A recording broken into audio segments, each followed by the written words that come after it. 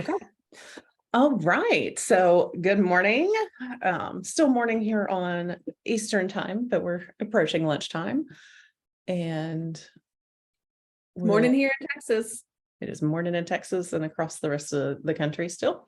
So we'll start with introductions as people are hopping on here. And so just welcome to everyone. I'm Amanda Painter, and this is my business partner, Brenda Hare. And we are the co-founders of Joy Pursuit.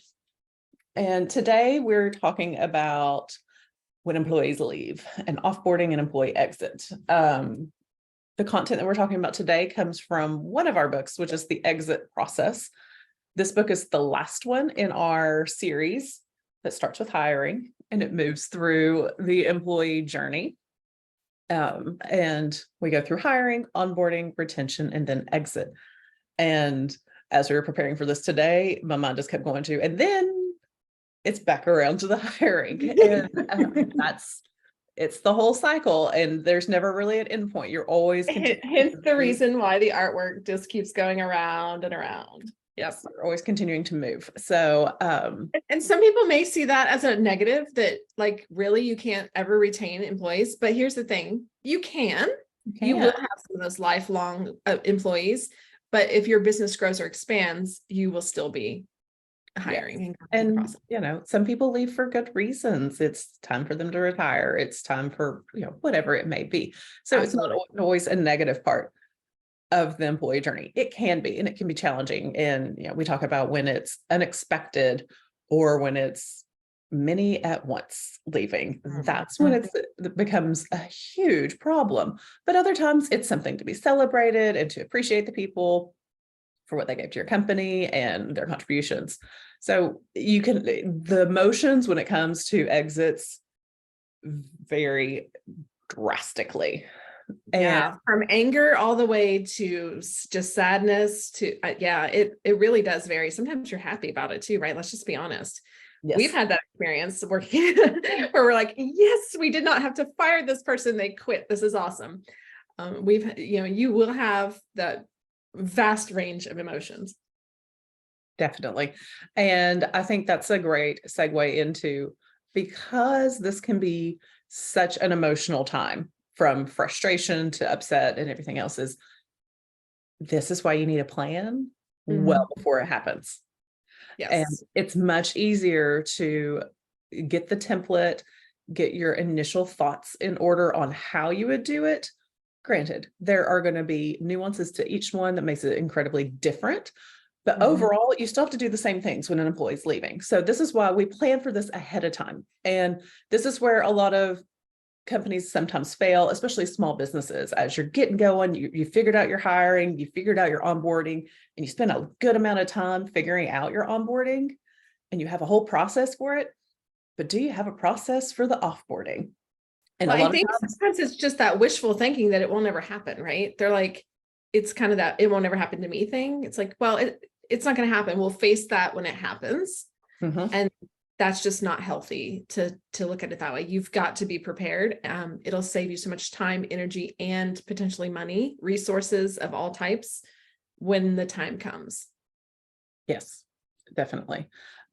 So, let's plan ahead. So, we are going to dive into the content here, and today we're specifically talking about how to create a transition plan. And I just put the link in the comments. So if you have not registered via our website to get the tools that we talk about today, be sure you do that now. And once this is done, we're going to send out the recording and we'll send out the tools again. If you already registered, check your inbox and they should be there. Should have gone out just a few minutes ago for the tool. So today, transition plan. So the big picture of what we talk about with a transition plan is the who, what, when, and why, and where. How is all of this happening, and how do we capture it so it's not this person's handling this person's handling this, but that person doesn't know what everybody else is doing. We need one centralized location that everyone can check to know what's happening. And the big part of this to start with is who in your company is going to own this. And this may be you, Or if you're a small business owner, you might want to think through who on your team has the best ability to handle this type of thing. And it's a bit like project management, but you've also got to deal with the human side of it as well. Just to keep everything in one place so everyone's on the same page. Yeah. So let's talk about who this normally falls to in and how it falls apart. So normally it probably falls to the direct supervisor of the person who's leaving, right? And they're already doing their supervisory job, whatever that looks like. And now all of a sudden they have a gap in their department and they're like, what I just need to fill the position. I just need to fill the position. And that's where their mind goes. They're not necessarily even thinking about this person leaving and how to transition this person out. They're like, okay, you're leaving, bye. I got to focus on getting a replacement, right? Mhm. And so preparing that person, it's not a bad thing to use that person in this role, but they need to be prepared and understand this. I mean, even having this tool that we're providing today will give them, it's a gold mine for them, because they'll understand, oh, wait, I actually need to capture this person's day-to-day tasks so that clients don't fall through the cracks or projects don't fall through the cracks, or who actually has this project right now and what parts do I need to get covered for this person. Just picking up those pieces, it's vital. And so this plan, knowing who's going to own it and making sure that they're familiar with it on the front end, is important. Not every small business has an HR department to handle these kind of things, and not every HR department's handling these types of things. Sometimes they're just training the supervisors to do it. So having the plan in place is important no matter who's owning the role. Yes. And clarity of who, and then get the plan in place. And that's, with small businesses, and we've talked about this a lot, and we talk about this in our books, and it's actually the motivation for writing these is small businesses often don't have an HR department, or the person who serves that function is also doing finance or operations or something else. And that's why these tools are so beneficial, to really keep things honed in and help you create that process for your business. So one of the things that we've experienced too in this process is once you assign that person. So if you're the small business owner and you've decided, okay, Susie Q, I want you to handle this transition plan, or I want you to handle all transition plans, whatever that is, you need to leave the ownership there with that person. What we see sometimes is these small business owners, because they are ambitious visionaries and want to tackle everything at once, they want to stick their hands back in it, and they want to jump in and they want to start answering questions from other people or directing other people. Well, can you pick up the slack here because so-and-so left, or can you do this? And once you've assigned it to the person, let them own it completely and get out of the way, because you're just going to cause more confusion along the way. So take it away, Amanda, walk us through the tool. So I'm going to share my screen and show for a bit the tool that we are discussing today with how to create a transition plan. For those of you that are watching, as you have questions, feel free to drop them in the comments, and we will pause at times or definitely get to them at the end. So any questions regarding exits, kind of the HR function in general for small businesses, happy to tackle those questions for you. So let's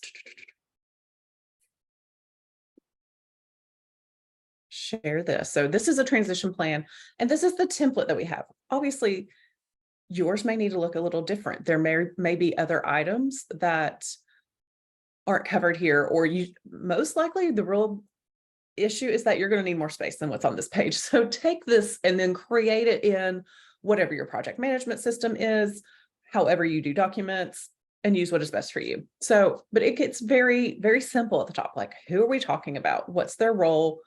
Who is overseeing this? As we've talked about the last few minutes, it's quite important. When is their final day? What department are they in? So you've kind of got the basic information at the top.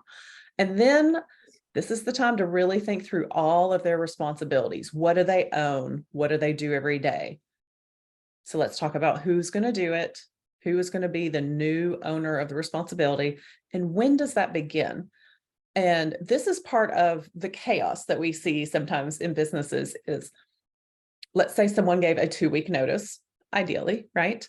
Sometimes people give longer. Sometimes there's not a notice. Sometimes you fired someone, but we'll go with a 2-week standard notice just for the sake of the example. And we're like, okay, well, we know Johnny can take on this responsibility and Susie can do this other one. and we know that's going to happen. But has that been communicated to them? And do we know what date they take over? Because in that 2-week time frame, the person who's on their way out might be like, oh, they're giving that to Johnny and Susie. Johnny and Susie know that they will be responsible for it, but the person who's leaving is still there. So in the meantime, it might not get done for 2 weeks. So let's be very specific about when is that transfer date? When are we transferring the ownership? But it's a small piece, but it actually is a huge source of the chaos when it comes to someone leaving, even under the ideal circumstances. Yes, and that's the case, right? Under the most ideal circumstances, you've got the best employee, they're leaving on good terms, they're happy to turn over all of their, responsibilities, they're happy to share in depth what they do every day. But then worst case scenario, you have somebody who's just mad, they quit on the fly, they don't want to share anything. You've got to capture the information and help transfer it over. We've seen this where, just backing up to the first box here, where we're talking about the name, the role, the department. Sometimes if you just looking at this sheet, if you're a small business owner, you may not have even defined these things yet. And so knowing that, oh, I really need to probably put a department name on this area of my business, or I need to clearly define this role that my people are sitting in. Those things are so vital. That's going to help you moving forward as well. So if you're not even to that point in your company yet, start there. Start with, okay, we've got to start with defining our departments. We've got to start defining our roles more clearly, so that if somebody does leave, we know exactly what that person did, who they reported to, what they're responsible for. We're still seeing some fallout from companies that haven't done a good job of this. And years have gone by and employees will reach out to us and be like, this company is like requesting this, that, or the other of me now. And it's been over a year. It's like, you owe them nothing. Do where your heart leads, but you left them. And it's your responsibility as a company owner to gather the information at the time the employee's leaving, or before that even. Who wants to be bothered from a company 2 years or more after they've worked there? They've moved on with their life, and hopefully you have too. And if you're waiting that long to gather information, you've obviously missed this plan. And so back up. If you're not even to this point in your company, back up and start documenting those things now. What are your current employees responsible for? We talk about that in our other books. Go back to the hiring process, go back to the onboarding process, look at what an org chart is, find out what your organization looks like, what they're responsible for, who they're reporting to, and get some foundation there, so that when this happens, it's just literally a fill in the blank. You're ready. Yes, definitely. And that's the whole part. We want it to be a fill in the blank. That's like, someone's leaving. Oh gosh, what is happening? We have a template, we have a document to start from. This is going to help you as your mind is swirling with replacement, and you've got to slow down a little bit. And this is what's going to help. So next section, you want to describe how each of these items below will be addressed. And these are things that kind of get missed. And we want to talk about what assets this employee has. And that is both tangible and digital assets. What do they have access to? And how does that need to be retrieved? Whether it's access cut off or names of documents, do they need to be transferred for ownership? And what's the plan with their email address? Is it being redirected to somebody else? Is there just going to be an email auto response that says contact this person instead? Those are the little things that cause more chaos if they're not handled.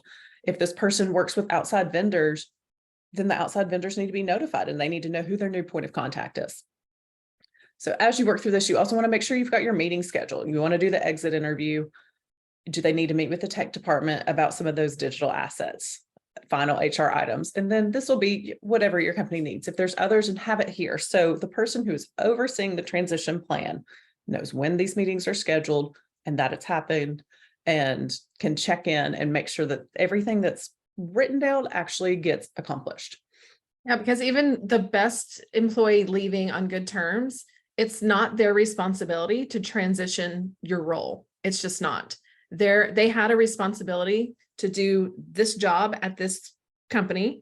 Their job does not including transferring their position to somebody else. Their job does not including, making vendors aware that, hey, I'm leaving and here's the new. That's not their job. It's your company's job to make sure that that transition happens.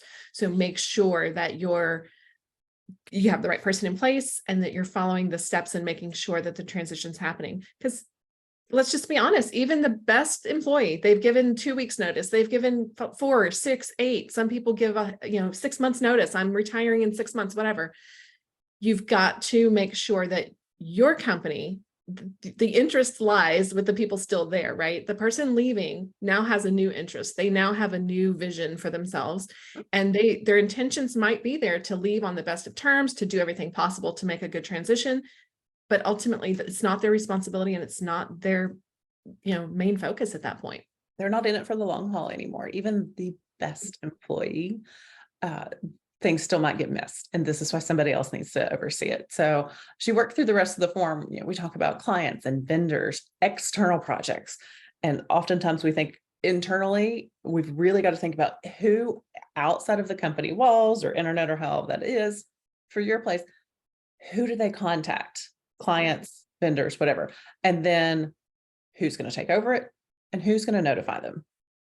Then think internally. What are their internal projects? Who do they work with on a regular basis? And can that person pick up the slack in the meantime? However that's going to work, make sure you've gone through that. And both of those roles, both of those are just as important, right? Neither one is probably more important than the other, because if you don't handle the internal transfer well, your other employees are going to start raising eyebrows and wondering what's really going on. Is there more behind the scenes that they don't know about? Should they be thinking about leaving too? Why is this happening?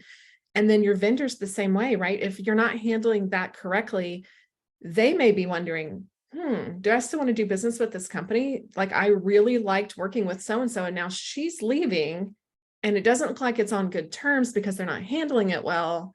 So maybe I need to start looking for another company to do business with. So you've got to value both of those partnerships within your company, with the external and the internal. You've got to look at both and value them equally, because it makes a difference, right? Absolutely. And your reputation is on the line, which greatly impacts your bottom line. And Absolutely. You want to still show value to the person who is leaving, and don't dismiss them earlier than you should just because you're upset that they're leaving. But you've got to protect your most important asset, and that's your current team that you still have. And you want to make sure that they see that you're handling an exit gracefully and it's well thought out and you've put in the plan in place, and that will help them feel better. It will reassure your current team that's like, okay, we've kind of hit a big roadblock here, and there's a lot going on with this person leaving, but they're putting the effort into making sure it goes well, and to not just leave everyone with questions and just that chaos. The chaos comes. And we've seen organizations that they feel like if they make this good announcement to the company, right? Like, I'm going to make this announcement, I'm going to let everybody know that you're leaving and we're all on good terms, that's enough, right? They feel like, I've made the announcement, everybody knows. But then the leadership or the owners, they start scrambling and it's chaotic and they're stressed out and they're short with people and they're bad mouthing the leaving employee, or their actions aren't following what they said in their announcement. Their actions aren't following, and that is probably more damaging than not making a speech at all, right? So it's really about your actions. It's not about making this big production about the person leaving, but it's about how you're handling it, how you're in control of your emotions during this time. If you're stressed out, we get it. Like, it could be stressful. If you're emotional and all of that, we talk about emotional intelligence in our books, and it's so important that you maintain that during an exit, because people are watching. They are watching both externally and internally. They're watching to see what's going on. And if there's chaos, they're going to feel it. And that's never healthy. Even if you can get over that hump later, right? There's always this uneasiness about it. So make sure that you are not only putting on the good face, right? But that your actions are following that you are maintaining your composure during meetings, that you're showing up for those meetings still, that you're, all of those things. Yes. Yeah. Stay engaged, stay communicating, even with the exiting person, even if you have resentment for them, like, stay in communication with them and make it as smooth as transition as possible, with showing the most respect as possible, because it really teaches, it's kind of that saying with your friends, right? If you talk about your friend to your other friend behind their back, what are you saying about that friend? About, it's kind of the same thing, right? Your employees are feeling like, gosh, they really hate this person that much. How do they feel about me? Like, they're saying all this stuff about this person. How do they feel about me and my work? Like, I showed up late last week. Am I going to get, like, the questions rise quickly, right? And so the more you can maintain an even keel and actions to follow, the more it's going to serve you well. Yeah. Stay focused on progress and try to push the emotions aside. Stay focused on progress. And so speaking of the progress, how are we making progress? The end of this transition plan is what other specific goals need to be accomplished in this offboarding time? And that's, if they gave a 2-week notice, what's the goal of that? Or it may be that the person's gone, but you're still offboarding the employee essentially because you're still working on the transition plan of who's taking everything. So what goals need to be defined and how do we track that? So I'll share my screen again and we will talk about the bottom page of this, which is our goal map. And we use this so much. We use this tool. It's in most of the books. We use it as a company, and it's been one of our most utilized pieces that we have created. And it's about the goal map. And the map part is how you're measuring it, how it's going to be accomplished, and what's the process to completion. And obviously, let's talk about the things, because I think, and we heard it recently in some feedback on this, on a different teaching we were doing on this, because we do use it across our company. And we were teaching this particular tool to authors, and we got some feedback, and some said, well, it's calendaring, it's kind of, it's goal setting, it's SMART goals. And so a couple of things I want to point out on this that are different than what you may have learned in SMART goals. One is you're really looking at what problem does it solve? It's really those top questions there. What problem does it solve? What is the solution providing? And the coordinates. How is this moving your vision forward for the company, right? So it's not enough that you're just solving a quick problem and you're like, okay, the goal was to fill the position, we're filling the position. Okay, well, does the filling of this position actually help move your company forward? Or do you need to take a time out and say, you know what, we don't actually need this position. We need to change this position and switch things around. Or, we did that at one point in a company. We were looking to hire an assistant, and we ended up taking a step back and saying, okay, the actual goal, the person we need for this position is different to move the vision forward. And so we had to come back and rewrite a job description and really look at the way we were wording things.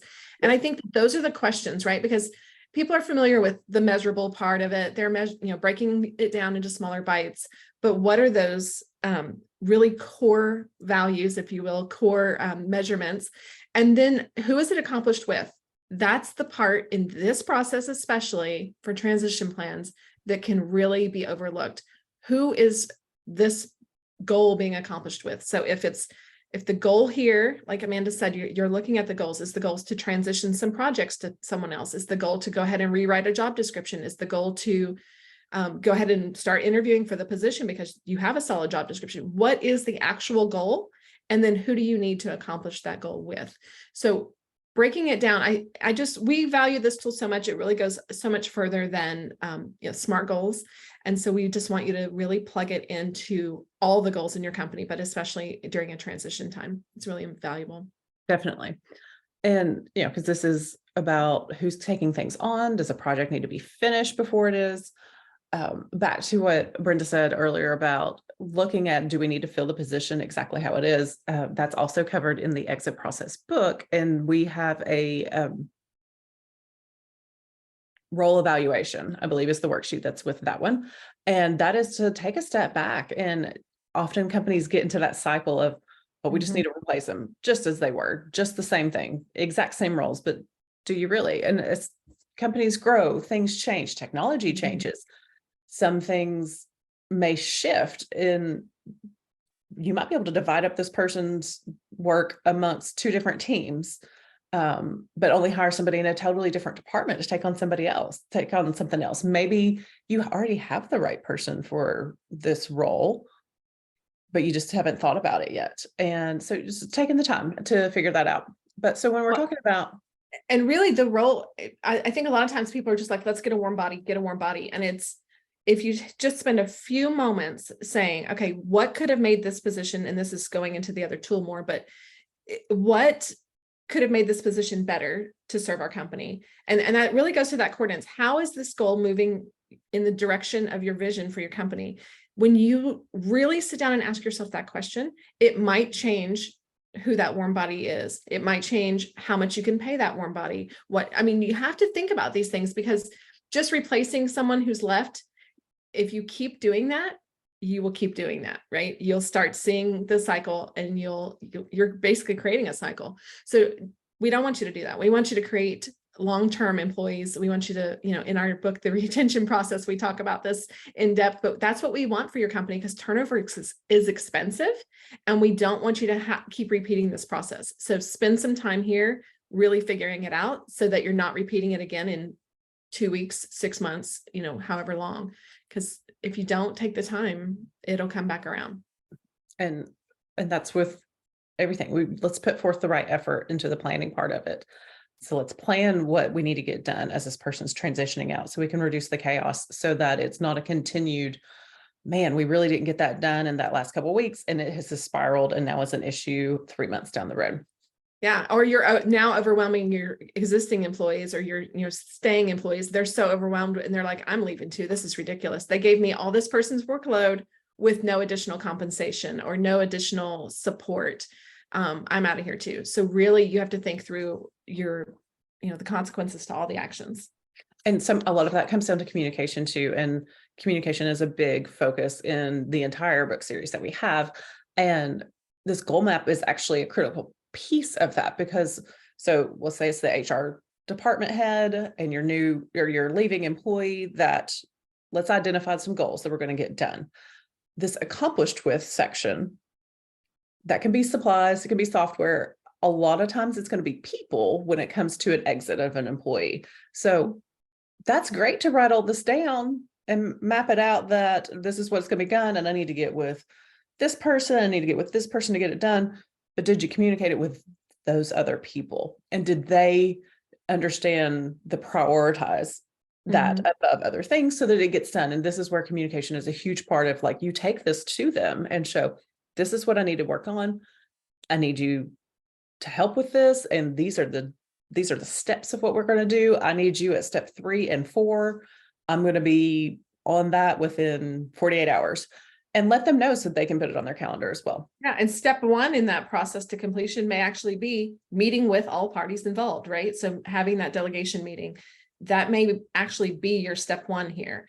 A lot of times breaking down the goal can be overwhelming for people, but just literally break it down. What do I need to do first? First, I need to communicate with all the people involved. Secondly, I need to identify, what's needed in this. So just breaking those goals down, simple, 1, 2, 3, and then putting a date to it and actually doing it. Because, and we see this a lot, we state the end goal. Well, the end goal is they get all of their stuff over to that other person. Okay. But how does that need to happen? And this is where that box is so important, because it's just saying what's going to happen. But if you don't clearly identify what is that step 1, like what, and it may seem silly sometimes that you're like, do I really have to write down that I need to schedule a meeting, and then write down that I need to, email this person? But this is where things get lost in the chaos. So and it helps you think through it, right? So in some companies we worked with that have a dedicated leadership level, sometimes we recommend that that if someone's left the company, usually they're going to report to somebody in that level, and they'll tell that person, or whether they do or not, that level should be aware of the person leaving before anyone else. Like, don't blindside your leadership team where they find out from their assistant or a support staff person that, hey, did you hear so-and-so's leaving? And you're like, what? Like, they shouldn't. So in those steps, it may be to have a leadership meeting and let your leadership team know that this is what's going on. Don't worry, we've got it under control. This person's handling the transition plan. This is the plan. That may be part of the process, but if you don't take the time to sit down and break it out and say, okay, what needs to happen here? Who needs to know first? Who's going to identify or, notify the vendors? Who's going to notify the team? Who's going to notify, the leadership? Those things are just, it's valuable, and you just need to take some time. And these are the things that get overlooked so often. And it's really funny because when we look across the board at the sales of the 4 books in this series, this book trails in sales. And it's heartbreaking because this can actually destroy your company. And we have seen it happen in companies. We have seen it happen where people don't have a plan in place and people fall like dominoes. One person leaves, another person, and it just one after the other. And then they're left there saying, what am I even doing with my company? I don't even know. I just need to start filling the seats again. And then it's this scramble.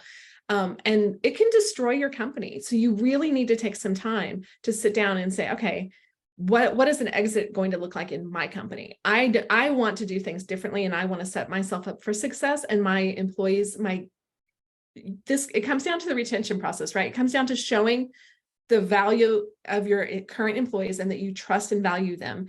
If you're not handling this well, what is that saying to your existing team, to the team that's staying with you? What is that saying to them? So just taking a little bit of time will really make a difference. And it may seem silly to write it out, but it'll help you through the thinking process. It'll help you process some of those emotions and get it written out. And it's just really invaluable to take the time to do this. Yeah. And talking about the communication, and that's another tool that's in the book, and we discussed this, is get a very specific communication plan. And that can also be one of these goals that's written here. And there's a template for that in the toolbox. And part of that is who needs to know first? Mm-hmm. Who deserves to know face to face, depending on whatever the circumstances is. Because those meetings can make or break if someone stays or has some major feelings about what's happening, which can cause other issues and lead to other turnover. So who deserves to have face-to-face versus what is just fine to send out a company-wide notification and let the others know? But also, what is that going to say? And you want to articulate it, but as you mentioned earlier, Britta, you also want to make sure you can follow through on what you say. Mm-hmm. And don't just sugarcoat it and gloss it over. It's all fine. No, it's in that communication, you go back to this transition plan, and it's Sally's heading up the transition plan. So if you have questions about this person leaving, about a project you're working on, contact Sally.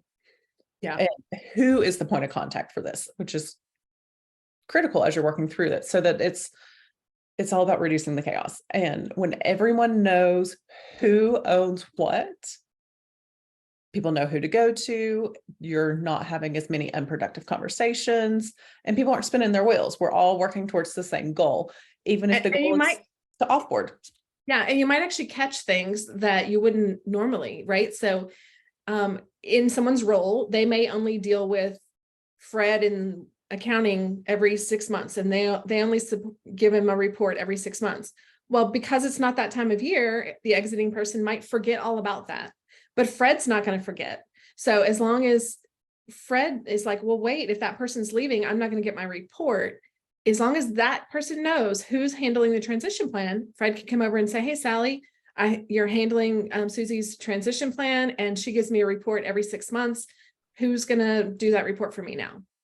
Is that something I need to find somebody to do? Or are you going to do it? Who's going to handle that? But the transitioning person, we've seen this happen because things don't always happen every day. You get into a daily routine. And if it's something that comes around quarterly, or and it's usually reports is where we've seen the cracks fall through a lot, because those are happening quarterly or annually. And then people are like, oh yeah, I needed that report and that person's gone. How do I get those numbers? And so if everybody knows who to go to, those people are going to help you in that process and remind you of the things that need to get done. So having that one accountability person that's just going to own the role, say, okay, I'm owning this transition plan. I'm owning the transition of this role. And I will communicate properly to the right channels, who needs to know what. A lot of times, just if that person had an assistant or a team, communicating with those people is vital, right? Because if a leadership person leaves, their assistant might walk with them because they're like, yes, they're not going to put me in the job, and I'm not taking on all this responsibility. So I'm out of here too. Or they might say, I'm loyal to that person, so I'm going with them to their new company. So you really have to pay attention to how you treat those people. And like Amanda said, who needs to know first and who needs to know face to face is really vital, because you have to put yourself in the position of, and this is where I so many leaders, right? We forget as you rise up, you forget the emotion of, being at the bottom, being an average employee, showing up to work, clocking in, clocking out. You forget that those people are living almost like walking on eggshells a lot of times, right? And so if you're not careful how you handle it, the questions, it's natural in that's how we're made up, curiosity, right? We're naturally going, I wonder why that person's leaving. I wonder what happened. Oh, I wonder if they found a better job. Maybe I should look for a better job. Were they All of forced to leave? What happened? Yes. yeah, the questions start to rise up naturally. So you have to remember that and say, okay, I need to get into stop the voices in their heads and let them know that everything's okay and this is what's happening. But you also need to be truthful about it, right? We've seen too often where the people making the announcements will make up some story about how this person's going off to better their life and they're going off to do this, that, and the other. And while in a lot of cases that may be true, you can simply say, Susie's leaving because she decided this wasn't the fit that she thought it would be. That's okay. That doesn't say anything wrong with Susie, and that doesn't say anything wrong with you. It just means that it wasn't a fit. It's no longer a fit. It doesn't serve, it's not a position that's serving either of you well anymore. Whatever that is, just be truthful, because your employees can see through the not truth, to put it lightly, and they will, start holding resentment and start you'll just raise more questions if you're not truthful about it. Definitely. And when those questions arise, they're probably not coming to the leadership about it. That's when we're getting, department to department, peer to peer, which creates chaos and it creates drama. And it makes a hard situation possibly already even more difficult. And this is where the emotions of leading humans, we're emotional creatures. And as much as we're running a business and we're just going to check boxes and X, Y, and Z, it's hard, because especially if someone's,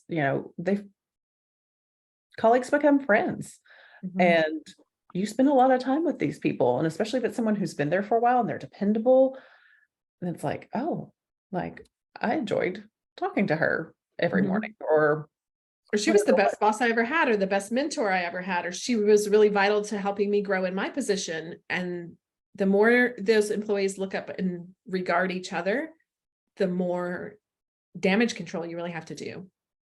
Definitely. And having a plan ready to go when they tell you they're leaving or when you fire someone. That's the whole premise of this book, is don't wait until someone says, I'm leaving. Then you're like, okay, well, I guess we'll start making lists, and who's going to post the job description. It's like, well, no, we don't need to post the job description first. We need to think internally. And yes, it may be a while before you can hire somebody, and you really need to think through that process. But the whole goal of this is, through the book, you work through all the pieces of this, and you've got worksheets that go along with it. And you can, when you're not in crisis mode, when someone's not leaving, when it's not chaotic, take the time, develop these worksheets for how they should be customized for your company. Is that whatever software you use, put it into your systems, and then train this is a leadership team discussion. This is an HR team discussion. Whoever handles these functions for you, have a meeting about it, get it all figured out, put it on, assign it to a person to customize it for your company. Everybody look through it, do your checks and balances on it. Does this capture everything? And then know where it is. And then it might be months before you actually have to touch it. And that would be great. But when you do, and you get that letter of resignation, especially that one you were not expecting, you're like, the bad feelings are going to come first. But then it's like, wait, we have a process for this. We just haven't implemented it yet. And this is your time to implement it and run through it all. And you've got the bases ready. It's not always a negative thing too, right? I mean, somebody may have been with your company. It may feel negative, but they may actually be retiring. They may have been with you for the long haul, and now it's time for them to move on. And we talk about that in the book. We talk about how to utilize that person's knowledge of being there for so long and what you can do to gain some of that knowledge that isn't documented in processes, but how to get some of that feedback. So today's tools are invaluable, talking about the transition plan, but the tools that are provided in the toolbox as a whole for this book are absolutely amazing for so many reasons. I mean, it's not just about the exit, but the tools really help you think about, and that's what I love about the whole series, because when you really dive into the series as a whole, it is about communication, but it's all ultimately about creating that culture of worth in your workplace. And what does that feel like? How can people show up every day excited about their jobs, excited to work for you, excited to work for your company, feel respected, grow in the positions, even if there's not room for growth in the company, if there's room for growth in their positions. And so dive into the series. If nothing else, if you're like, exits aren't something I really want to think about, okay, dive into the rest of the series, and hopefully you won't have as many exits because you've made some good choices along the way. Yeah. But please don't neglect this, because this, like we said, we have seen it destroy companies, and we don't want that for people. We really want companies to secure their assets, to, you've worked hard for what you've worked hard for, and you don't want to just throw it away when one person leaves and everybody falls apart. Mhm. So, and I think that's a chronic issue we've seen with small businesses. It's a startup company and you're kind of bootstrapping everything, and then someone leaves. And this is a huge word of caution. If this is where you are in your small business, you need to take some time and step back and think about your digital assets. Is that a lot of documents are sitting in people's personal online drives, and they own it and nobody else knows where it is, how to get it, how to have access to it. Is there, are you able to turn off their email, or are they for some reason using their personal email for some things? And that happens at the very basic startup level. It absolutely happens. And it does, because people are like, oh, we'll just get Gmail accounts and everybody will just use Gmail accounts. Well, if everybody uses their own Gmail accounts, guess what? You don't own those accounts, and you cannot forward those emails to somebody else, and you can't check those emails. You've got to create, get a suite of emails. It's not that expensive. It's worth it to protect your company in the long run. Yes. And I think that's a huge word of caution that we address in this book, but also in the hiring and the onboarding process of how you're doing that. Because as you're thinking through your onboarding, you've got to think about the reverse. And if you're giving them access to this, or if you want them to learn how to do certain tasks that requires whatever digital access, then we got to think through it backwards. And gosh, that's so important, digital access, because we've worked with entrepreneurs before that were like, okay, we're hiring for a new position. We need to give them access to your social media, for example, so that they can be your social media manager. And which social media platforms are you on? Which, accesses are you giving them? And we've had entrepreneurs go, I don't know who has access to that. I don't know who my password is.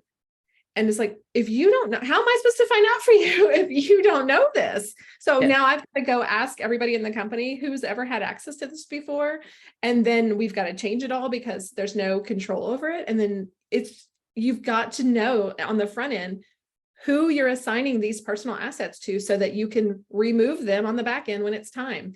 And it's really not that difficult if you just take the time, like Amanda said earlier, write it down. Just when we talk about it in the hiring process and the onboarding process, documenting what accesses you're giving people. And this is, like Amanda just said, the reverse of that. Now you're reversing it. You're saying, okay, these people had access to this, this, and this, because you wrote it down in the beginning. Now you just go back and say, okay, we're reversing the access. Who are we giving access? Who are we transitioning it to? Yes. Does somebody else need this? Who's going to answer these emails? Does somebody need to answer these emails, or can they just be forwarded to the supervisor for now? Like, what is just checking off the list that you already created in the beginning? Yes. So it's really just the reverse of the onboarding process, which is so important. Maybe that's why the onboarding is one of our bestseller books, because people are lacking in that department for sure. It is. Onboarding is our overall, by far, the best-selling book that we have there. That is what people feel like they need. But as we talked about, is as much time as you put into your onboarding, just as much time needs to go into the exit, because that's when things get crazy and you're going to lose information. You're going to lose data. You're going to possibly damage the team that's still there if it's not handled well. You might lose clients, and it's all about creating a plan in place ahead of time. And having that asset list, and we talk about that in the book as well, is critical, and for more than just an exit, but very much at an exit. And that's something you want to start as soon as they're hired. And what's the asset list and who manages those things? And are we creating accounts? Let's say it's in a software that the company uses. Is everyone using the same login and the same password? Or are we getting each individual who needs access their own login? And we see entrepreneurs do that all the time. It's like, oh, here, just use my password. Oh, here, just use my password. It's like, please stop doing that. Or what data you're actually giving them access to. Like, do they need access to all your client records, or do they just need access to a list of something? Do they need to know how much money each client has ever spent with you, or do they just need to know the names of those clients or the email addresses of those clients? Like, really pay attention to what it is you're giving them. And then on the flip side, when you're transitioning it, think through again. Okay, this person had access to the full suite of information. Does the role really need that moving forward? Or can we pull that back a little bit and only give the new role, the new hire, access to certain things?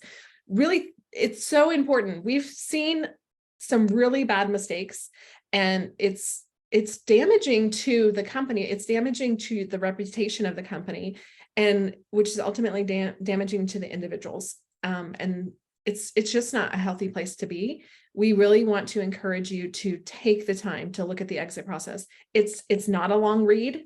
It's a little focused read book. It's probably 12,000 words or so. Yes. And then it's packed with tools. So that's even less, the tools take up a lot of the room in the book. We give examples. We give actual tangible tools, digital tools in our digital workbook, that our digital download. You can download the toolbox. It's so vital. And we've done so much of the work for you. So just grab the tools that are there and then implement them, and start with, one person on your team and say, hey, would you just own this role as an HR person for me? And let's dive into this exit process and see what we can set up for our team. It's really not that difficult. It's not. And that's the whole basis of these books. Is it's not about some fancy software you have to have. It's not about spending a lot of money on it. It's anyone can create this using whatever software you have, whatever tools you have. If you're a pen and paper kind of company, you can still figure this out using these tools that are there as your templates and your ideas to get you started on your framework of what you need. Because it's once you have that framework of the process, things will go smoother. And that's the exit may go smoother. And then it's like, okay, now it's time to hire. We run through the hiring process again. You know how to create a good job description, what kind of screening tools to use. And part of the exit is also examining why they left. And a lot of our recent blogs were about exit interviews and exit surveys, and that's covered extensively in the book. Not necessarily what we're working on today with this transition plan, but be sure that you do that part, because you want to do that and examine the why as to why they're leaving, or why did we fire them? Where did we miss the mark hiring them or onboarding? So that you can take that information and push it further as you're moving through the whole journey and implement those changes into the hiring process. It comes back to that example we were talking about, looking for an assistant, and what we thought we needed turned out to not be that at all. And we hired for the position, and it was not, the person was a good assistant, but not the type of assistant we needed. And so we needed to get really specific, and we needed to change the name of the title so that we were looking for the right type of person. And so just making those small tweaks allowed us to hire somebody who was incredible just for the job.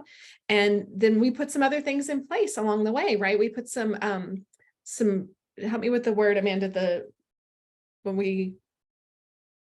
things that we did where the assistant went through and did the examples. What do we call it? Right. So all of this was in our, we discussed this a lot in our onboarding book. And this is where you let this person create these tutorials for your company, because this is this is actually, I'm talking about in the hiring process. This is they go through the training thing where they actually have to implement, what is it called? I'm going the screening questions, the screening questions, the skills assessment. That's it, where they actually have to. And we've heard complaints from employees looking for jobs about skills assessment, but putting a skills assessment in place in this particular position made the position. I mean, we knew immediately that the person was right for the job because of the skills assessment.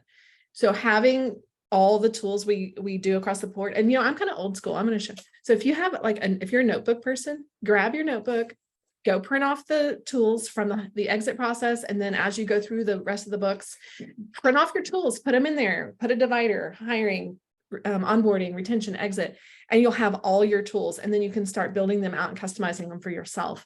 The tools are there. So use them. Now, I know we have some people on live. So if you have questions and you haven't answered them, I'm not seeing any come through in the comments yet, but I know my thing kind of lags behind. So if you have questions, drop them in the comments. We will be happy to answer any questions before we wrap up. And that's when we see some of the greatest breakthroughs with our clients, is when they start asking you the questions. So ask away. Amanda, did you have any final thoughts before we wrap up? No, so I think that's it. I think we can wrap up. I mean, it's an underutilized resource that's out there. And I think that's part of the reason we wrote the book is this whole thing started with writing the hiring. And as I'm writing it, I'm like, well, clearly onboarding's next, and then Brenda's like, well, we've got to write that retention book because it's all about having a culture of worth. But then it's like, but we have to finish the cycle. And even though it's not talked about much, we've got to go through and explain how to set up your exit process, because that's the craziest time in your company when people are leaving.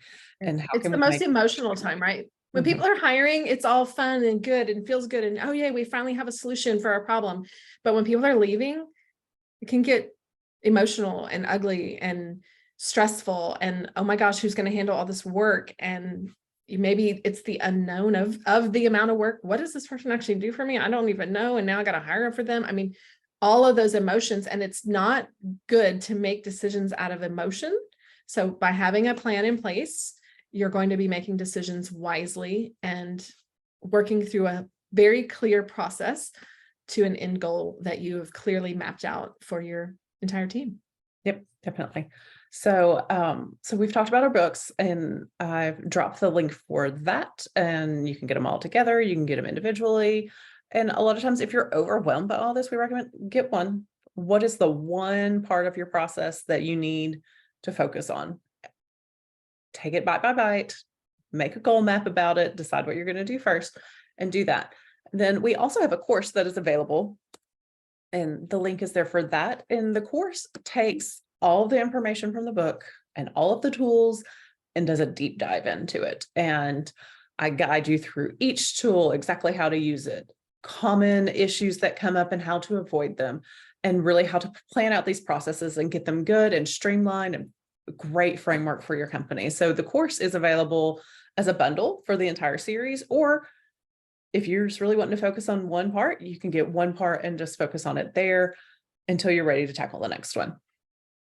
Yeah. And what I love about the course as well as the books is that if you are a larger company, or even if you're a small company, but you have a leadership team. So small companies may have a leadership, you may have 40 employees and you may have 5 of them on your leadership team.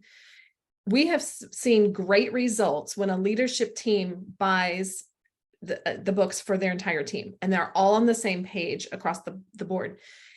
A lot of times people will be like, oh, these books are great for the HR person, but actually these books are great for your entire team, but specifically for your leadership team, right? Because when they know the full intention of your company, from the hiring process all the way to the exit process, and how employees should be treated, what the communication is, especially the retention process, when they can see all of that, your entire team benefits from it. And so we highly recommend that if you have a leadership team, everybody on your team gets a copy of this book or the series Christmas is coming. Why not gift your people some books for Christmas and be like, hey, Christmas bonus is slipped into these books, like find the check, right? It's in the books. But honestly, giving your team some books and just be like, hey, we're going to work through this as a team because this is important. The team is important to the company, and this series is all about the team. So we're going to work through this as a team, and we're going to put some things in place. Getting your leadership team on board and together and like-minded around this is vital. And if you just take some time to do it, the books are super inexpensive. I think they're $14.99. And then the course is what, $140 something? 129 for the entire course. Yeah, 129 for the entire And then course. less for each of the individual ones. So there's a level for wherever you are. And that's Absolutely. part of why we develop this way, because the bigger a company gets, the more you need it. And you might be able to, well, yeah, let's dive into the course. We've got the funds for that. We have the time for that. If you're bootstrapping it, but you're wanting to start out well, Mhm. and I can't emphasize that enough. If you are starting out your entrepreneurial journey and it's you and one other person, it's you and 10 people, maybe it's you and only some contract employees, but you're hoping to hire them, start now and develop your process from the get-go, because that's going to give you an amazing culture, and your employee retention will be impacted significantly if you start out with a good plan in place and you know what your process is. And you won't have to go back and clean it up later, right? Start from the beginning, right? And you won't have to go back and clean things up as you grow, because growth and cleaning up at the same time is really difficult. So just start off on the right foot. Looks like we've got a question, Danielle. When an employee is leaving on good terms, how much is this process do you involve them, or do you keep most of these tasks for your leadership team, specifically assigning transition tasks? And that's a great question. And because when someone's, let's say they're retiring, they've been at your company for a long time, you're not surprised they're retiring, maybe they've got new grandbabies that live out of state, and, their spouse recently retired. All the signs are pointing to that they were going to leave, but they've been a dedicated employee.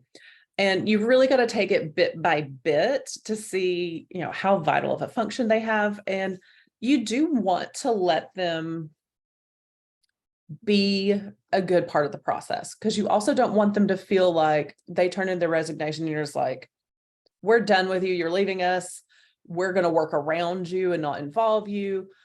That's the last thing you want, especially for someone that's leaving on good terms. You want to give them the value, like, we appreciate what you've done, we appreciate how you're leaving, and that it's all respectful and in a good manner. And the truth is that employee, they know better probably than anyone else in the company who can pick up this role, who can pick up this piece or this piece, because they're the ones dealing with that piece. They're the ones that understand that piece more than anything. So involving them in the process, having them break down their day-to-days and saying, well, I usually send this to this person. Okay, well, can this person just handle it, do you think? They probably know that better because they work with that person on a regular basis.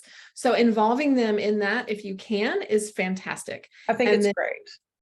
You just don't want them to 100% own it. Even if they are the best employee, I think that's just the biggest factor. Not their job. It's not their job to reassign jobs.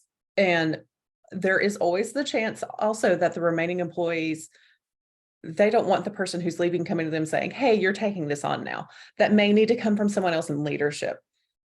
And you also need someone in some sort of leadership capacity to oversee this. So even if, let's say you trust this person immensely, and they're like, here's my goals, here's what I'm going to transition, and I'm going to meet with this person, and I'm going to meet with this person. And if you trust them to do that, great.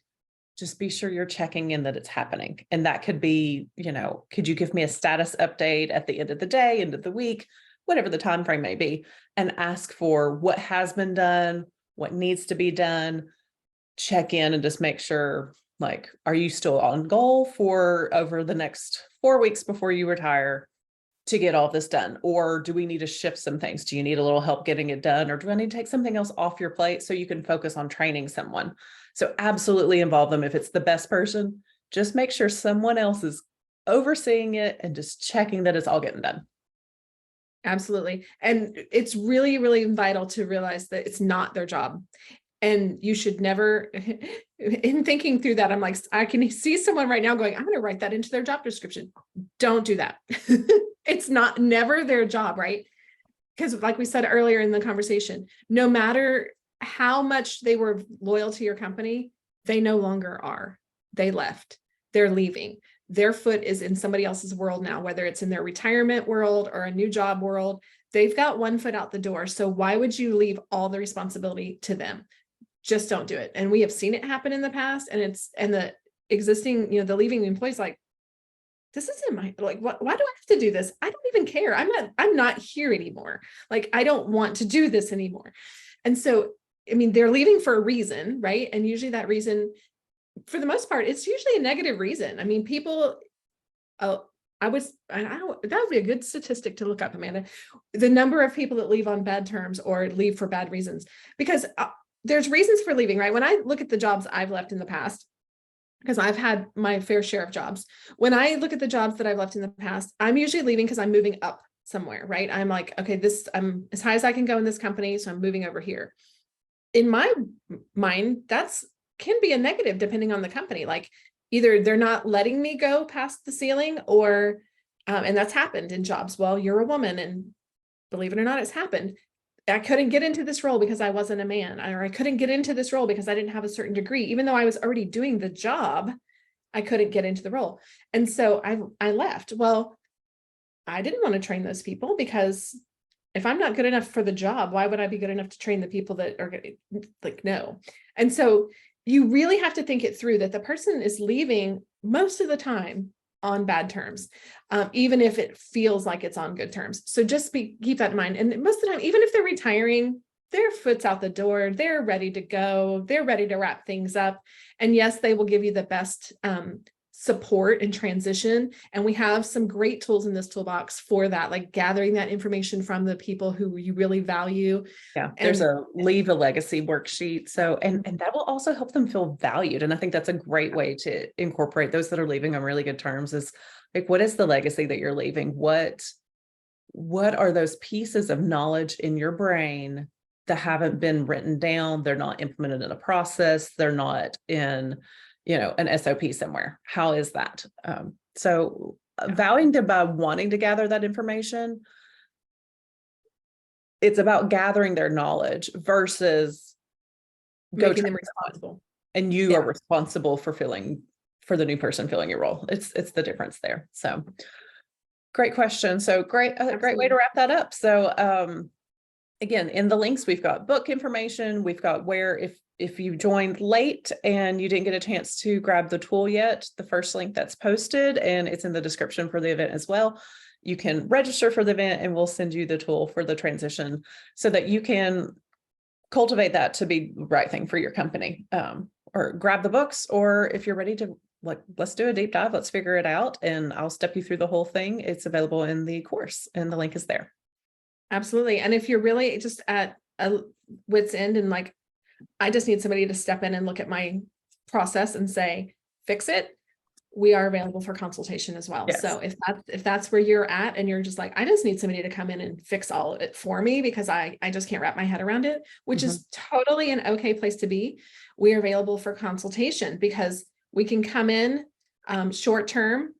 They call it a fractional HR, come in, take some responsibility off, make the processes smooth, and train your current employees or you on the process that we lay out, and then move along. Yes. So it's not like you have to hire us as employees or anything like that, but it's very temporary, affordable fix for a lot of small businesses. It is. It's such an affordable fix. And that's something where, the person, you may be to the point that you're like, well, I don't have an HR department. We can't afford an HR department. And that's okay. So, but like, let's do some consultations and we can set up these processes in whatever system you're using, train you on it. So then identify the right people on your team to pick up some of the pieces, right? Because if you don't have a dedicated HR department, and you may not be able to see clearly who on your team could handle some of these positions or some of these responsibilities, and it doesn't have to all be on one person. You could potentially be like, okay, I want you to handle everything hiring. I want you to handle all the onboarding. I want you, because they don't have capacity to do it all one, all of the HR role. So you may split it up, but either way, we're here to help you with that. We can walk into your company, meet your team, and just help you decide who can pick up what roles and what that looks like. Train your team, come in for a team training live via Zoom, via in person, whatever that looks like for you, and whatever the capacity is that you and your team have. So we look forward to working with you and supporting you. Definitely. So this was a great one. This is our last workshop of the year. We did one a quarter this year. And so this will be it, but we were actually in our planning meeting yesterday and goal mapping things that we're going to do for next year. And so the next workshop will be in January. And if you're on our email list now, we will send information about that to you so that you can save the date and see what topics we're going to tackle in 2024. So thank you for everybody who's come, or if you're watching this replay later, and reach out if you have any additional questions or need more help. Awesome. Thanks, Thanks. everybody.